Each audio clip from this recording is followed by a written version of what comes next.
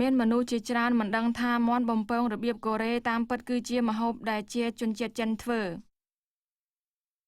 សាច់មាន់បំពងគឺសាច់មាន់បំពងគ្មានបែងចែកជាមកពីប្រទេសណាទេហើយវត្ថុនេះគឺជាម្ហូបជនជាតិចិន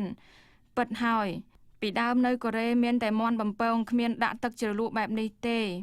ចំពោះលោកលាវឆិនជាវិញគិតថាសាច់មាន់បំពងគឺជាវត្ថុអនុស្សាវរីយ៍មួយមានមនុស្សជាច្រើនអាយុប្រហាក់ប្រហែលខ្ញុំពួកគេបានចងចាំនោះគឺថាពេលលោកប៉ាបើកប្រាក់ខែដំបូងទិញសាច់មាន់បំពងនឹងហើយ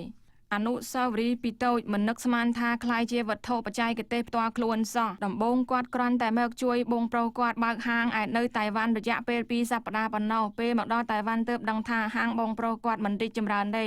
សូម្បីតែប្រាក់ខែកម្មករក៏បើកមិនគ្រប់ផងតូស៊ូបន្តិចម្ដងទើបបានលទ្ធផលទាំងនេះតែខ្ញុំមានអារម្មណ៍ថារហូតមកដល់ថ្ងៃនេះខ្ញុំមិនទាន់ជោគជ័យឡើយខ្ញុំនៅមាន15ឆ្នាំទៅ20ឆ្នាំអាចធ្វើបន្តទៅមុខទៀតបាន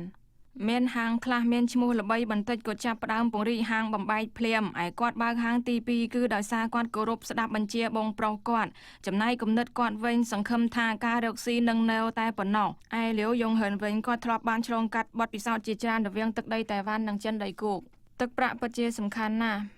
មានលុយទើបមានមិត្តស្មោះគ្មានលុយគ្មានមិត្តស្មោះនោះឡើយចុះនៅតៃវ៉ាន់អ្នកតៃវ៉ាន់វិញមិនថាអ្នកមានលុយគ្មានលុយទេគឺល្អទាំងអស់គាត់បានត្រឡប់មកបើកហាងនៅតៃវ៉ាន់វិញគឺដោយសារប្អូនប្រុសជួយ